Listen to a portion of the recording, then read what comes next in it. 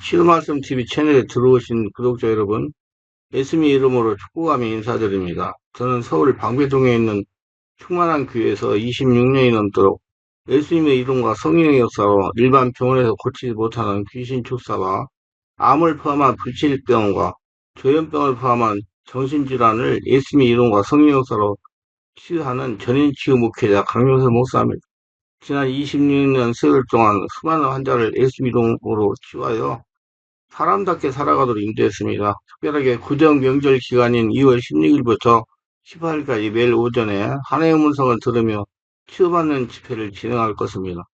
관심이 있는 분들은 참석하시기를 바랍니다. 구정 명절이 지난 2월 23일부터 매주 월요일 날 예언사사역 집중훈련을 12주 동안 진행하고 화요일은 귀신축사 신호사사역 집중훈련을 12주 동안 할 예정입니다. 관심 있는 분들은 미리 등록하시고 참석하시고 궁금하신 것은 전화 확인하시기 바랍니다. 지금도 매주 월화 금토에 깊은 기도 치유 집회를 계속 진행 중에 있습니다. 특별히 형태가 중한 분들과 성령의 강력한 권능과 은사를 빨리 받고 싶은 분들에 대해서는 매주 토요일과 주일 13시 30분부터 예약하여 개별 특별 집중치유 안수기도 시간을 갖고 있습니다. 한 번에 2명밖에 할 수 없으므로 필히 일주일 전에 예약을 해야 됩니다. 예약하여 오시면 자신의 눈과 몸으로 느끼고 주변 사람들이 알아볼 정도로 획기적이고 강력한 능력과 치유가 체험적으로 실제적으로 나타납니다. 반드시 일주일 전에 전화 확인하시고 예약해야 됩니다. 이 유튜브 강의는 제가 지난 26년 동안 사역하면서 체험하고 저술한 대도 여러 가지 저서 중에서 한 권 한 권 정성을 다하여 강의하는 것입니다. 사실을 보면서 쫓아내는 성도들을 살리는 영토축전은 태어나는 것이 아니라 만들어집니다. 신명기 32장 10절에 이렇게 되어 있어요. 여호와께서 그를 흑무지에서 짐승을 부리는 광야에서 만나시고 후회하시며 구하시며 자기의 눈동자같이 지키셨다. 여러분, 안 보이는 하나님이 여러분을 지금 눈동자까지 지키신다는 걸 믿으시기 바랍니다. 지금 세상은 눈 감으면 코백하는 세상. 정글에서 살고 있어요, 우리가요. 거기 살아남으려면 항상 성령이 충만한 성령님들을 받고, 하나님이 나를 보호하며, 하나님이 나를 눈동자에 지키셨다는 믿음을 가지고 이기시기 바랍니다. 이것은 우리에게 너무 복된 말씀입니다. 태어나면서 우리의 운명이 결정되는 것이 아니라 만들어진다는 것은 얼마나 감사한 일입니까? 하나님 우리를 어디서 영속죄로 만드실까요? 광야 고난 가운데 있습니다. 사막에서, 광야에서 하나님이 사용하시는 영적 거장은 고난과 역경을 통과하게 하십니다. 광야에서 고난과 역경을 통과해야 영적 지도로 바로 설 수가 있습니다. 이런 것은 여러분 귀신이 여러분을 지배해가지고 귀신 공격으로부터 당할 때도 광야 훈련이요. 아시기 바랍니다. 저는 귀신이 공격을 당하면서 하나님의 살아계심을 알고 성령 세례받고 투문받아 여기까지 왔어요.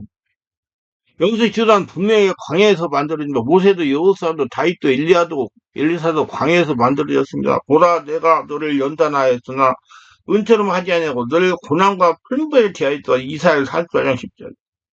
하나님은 역사를 멀리 내다보시는 비전의 하나님이십니다. 하나님은 사람을 통해 당신의 비전을 성취하십니다. 여러분을 통해서 하나님 나라를 만드신다 이 말이에요. 그래서 하나님은 늘 사람에게 관심을 가지고 그리고 하나님은 당신의 비전을 성취할 사람을 찾고 계십니다. 하나님은 광야를 달게 받으며 통과할 영독자 후보생을 찾아다니십니다.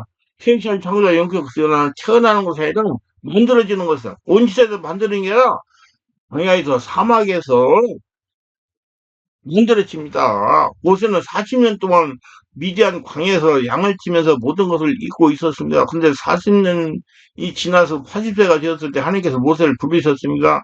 40년 전 동족을 구하겠다고 스스로 일어난 적이 있었습니다. 근데 하나님께서는 그를 사용하지 않으셨습니다. 모세가 부정할 바로의 왕권을 버릴 만큼 강한 믿음을 가졌고 열정을 가졌음에도 하나님은 그를 쓰지 않았어요. 왜? 자기가 남아있기 때문에, 비워지지 않았기 때문에, 하나님을 키워지지 않았기 때문에. 이 정도면 하나님이 쓰시는 것이 아닙니다. 내가 비워져야 없어져야 합니다. 내가 하나님을 하는 것이 아니라 하나님이 나를 통해서 일을 하시고 하나님이 나를 써주시는 것입니다. 새 역사는 언제나 광야에서 시작되기 때문에. 이사야 43장 19절 20절 보라 내가 새 일을 행하리니 이제 나타날 것이다. 너희가 그를 알지 못하겠으나 정령이 내가 광야에서 길과 사막에 강을 내리니 장차 들짐승 곧 바람과 이 타조도 나를 존경할 것은 내가 광야의 물들을 사막의 강들을 이어 네 백성 나의 택한 자로 마시게 할 것입니다. 이 백성은 내가 날려 지었나니 나의 찬송을 부리게 하리라 그랬어요. 훌륭한 항해사는 거친 바다에서 만들어집니다. 탁월한 전쟁터에서 만들어지듯 새 역사를 창조하는 영적인 지도는 광야에서 고난의 풍물로 만들어지는 것입니다. 사막에서 만들어져요. 인근에서 만들어집니다. 하나님이 세우신 영적 지도자는 하루아침에 만들어진 거 아십니까? 서서히 광야를 통과하면서 고난을 통과하면서 서서히 만들어진 것입니다. 모세도 여호수아도 다윗도 일리야도 엘리사도 광야에서 만들어졌습니다. 말씀을 듣는 우리도 희망이 있지 않습니까? 하나님 모든 사람이 영적 지도가 되기를 원하십니다. 택한 자 중 한 사람 곧 모세를 섬기는 눈이 아들 여호수아가 말하 이르되 내주 모세여 그들을 말리소서. 모세가 그에게 이르되 내가 나를 두고 시기하느냐? 여호와께서 그의 영을 그의 모든 백성에게 주사 다 선지자되게 하시를 원하노라. 민수기 11장 28절 9절 분명히 말씀했죠. 모든 사람이 다 성령 충만 은혜 충만 하나님의 선지자가 되기를 원한다고. 많은 크리스천들이 희명자라고 목회를 해야 하는 사람으로 알고 믿는 경향이 있습니다. 천만이 내가 이거 잘못 알고 있다고 그래요. 그래서 이제 우리 성도들이 세상에 농사를 짓는 사람도 하나님의 사명을 감당하는 사람이다. 직장 하는 거, 어디 분야에서 일하는 거, 하나님의 사명을 감당하는 거예요. 똑바로 하시고, 있는 처세에서 하나님의 영광을 위해서 사시고, 살아계심을 증명하시기 바랍니다. 그러나 하나님의 입장에서는 모든 사람들이 다 사명자 되기를 원하십니다. 그러니까 모든 사람들이 영적 지도자가 되어야 됩니다. 아니, 모든 영적 지도자가 될 수가 있어요. 사모하면 영적 지도자가 될 수가 있어요. 분명히 영적 지도자는 튀어나온 것이 아니라 만들어집니다. 제가 보니까 그냥 저도요, 귀신한테 고통당하면서 만들어졌어요. 영적인 눈을 떠가지고 성령님도 받으면서. 이것은 우리 너무나 복된 말씀. 태어나면서 우리의 운명이 결정되는 것이 아니라 만들어진다는 것이 얼마나 감사할 일입니까? 광야훈련 가운데 육식제도 만들어지는 것입니다. 출애굽기 2장 16에서 25절은 모세가 자신의 힘으로 이스라엘 고난에다가 실패하여 도망가 미디안 광야 생활에 대해 기록하고 있습니다. 광야하면 먼저 떠오르는 생각이 무엇입니까? 덥다, 목마르다, 외롭다, 사람이 살 수 없다 등입니다. 광야의 특징을 말하자면 첫째 방황하는 곳입니다. 광야에서는 내가 지금 어디 있는지 어디로 가는지 알 수 없습니다. 둘째 부족한 곳입니다. 광야에서는 물과 양식을 구할 수 없습니다. 셋째 전쟁하는 곳입니다. 먹을 것이 모자라다 보니 광야에서는 생존율이 싸움이 벌어지는 곳입니다. 일제 기다리는 것이요. 막연하지만 비를 기다리게 되고 먹거리를 찾을 날을 기다려야 되는 것입니다. 한마디로 광야는 생존 위협을 받는 고통과 두려움 그리고 위로움과 불편함의 상징입니다. 그러나 성경은 말씀합니다. 광야는 은혜의 자리입니다. 안 보이는 하나님을 찾아가지고 하나님이 나를 채워주고 하나님의 인도를 받는 자리이기 때문에 광야는 하나님의 사람들을 훈련하는 장소요. 하나님으로 채워지는 장소요. 하나님께서 말씀하시는 장소입니다.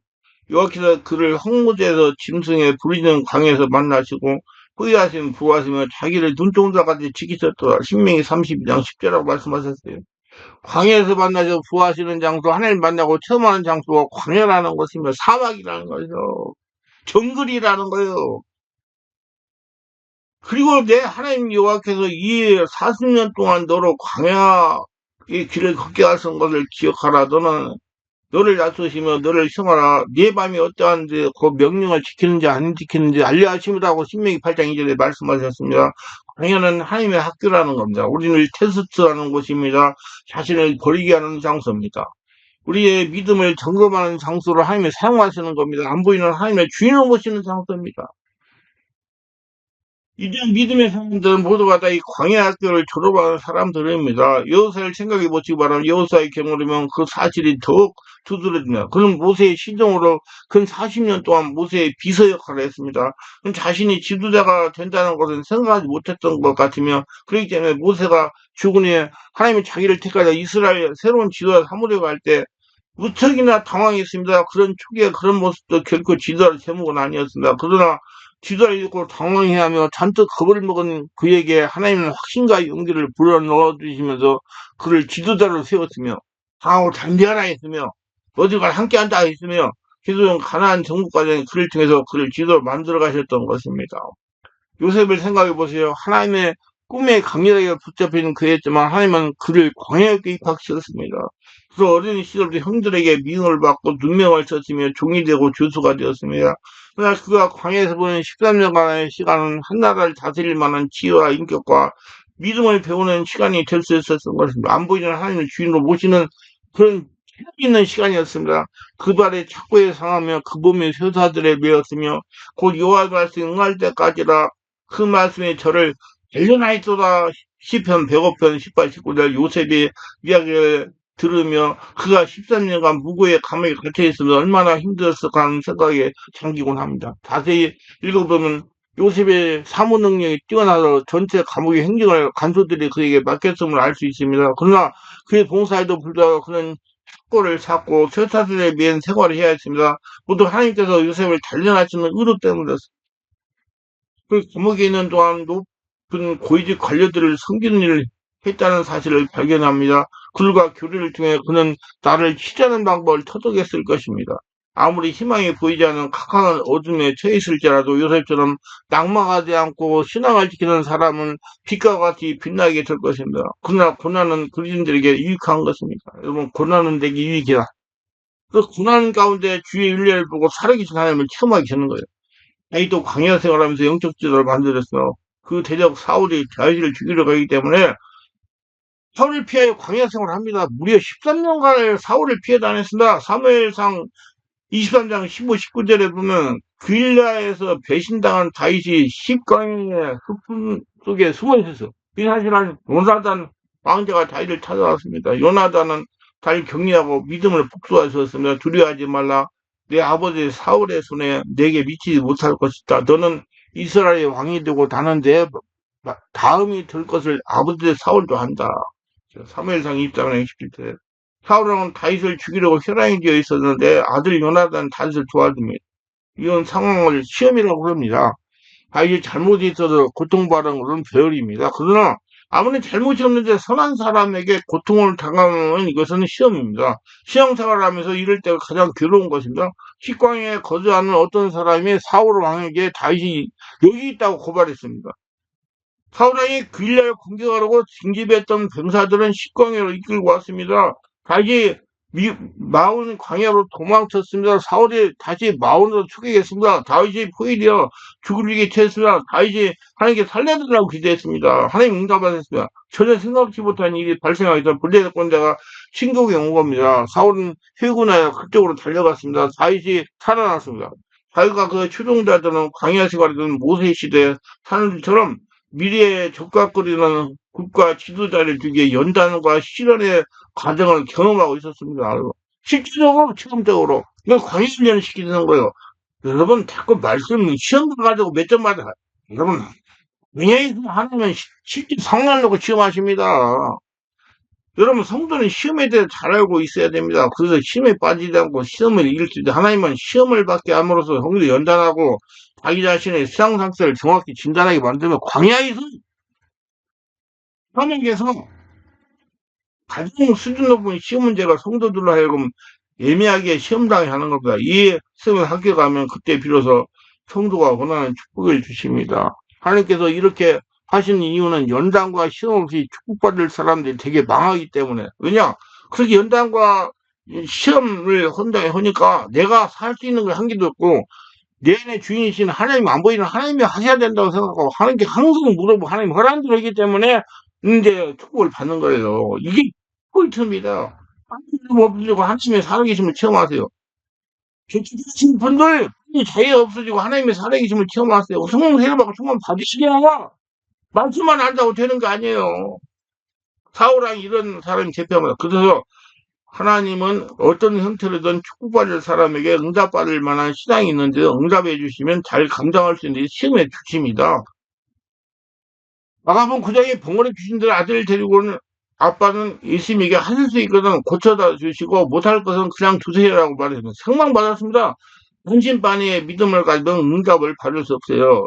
구술시험입니다. 마가복음 9장 20절 30절 반대의 경우가 있습니다. 두 맹인이 예수를 따라오면서 다이어트 하는 우리를 불쌍히 여기서 외쳤습니다. 예수께서 그들에게 물었어요. 내가 능히 일을 할 수 있는 믿느냐? 그렇습니다. 예수께서 그들의 눈을 만지시면 너희 믿음대로 되라 하셨습니다. 시험은 다양한 종류가 있어요. 말로 시험해 보는 경우가 있고 행위로 시험해 보는 경우가 있습니다. 시험의 가능성은 하나님의 선택 같습니다. 그래서 당연히 시험 본다고 저는 생각해요. 제가 보니까 기계한테 시험 들어서 고통 안 되는 술 먹을 거 고통 다 떨어질 때 해가지고 시험을 했어요. 못 살리게 만들고 살아있는 사람을 처음하게 만듭니다. 그런 시험을 통과했어요. 당시 이주자고요. 아브라함 이삭을 축복해달라고 구하자 하나님은 전혀 생각하지 못한 걸 요구했어요. 하나님이 아브라함을 시험하시려고 내 사랑한 누가 이삭을 데리고 우리아 땅으로 가서 그를 번제로 드려라. 그래서 아브라함이 순종해서 하나님의 시험에 합격합니다. 하나님은 백기의 시험을 보지 않고 현장에서 광야에서 믿음을 시험하십니다. 여러분, 가나안 땅에 가가지고, 시험하셨어요. 하나님은 아브라함의 구한 것보다 더 큰 것을 주셨습니다. 하늘의 벌처럼 많은 후손을 주겠다. 모두 이렇게 하나님의 시험을 바르게 알라고만 하지 말고, 살아계신 하나님이 나와 함께 한다는 믿음을 가지고 항상 하나님께 기도하여 응답받고 지혜받아서 순종하는 복된 자가 되어서 하나님의 복을 받고 하나님께 크게 쓰임받으시기를 주 예수 이름으로 축원합니다.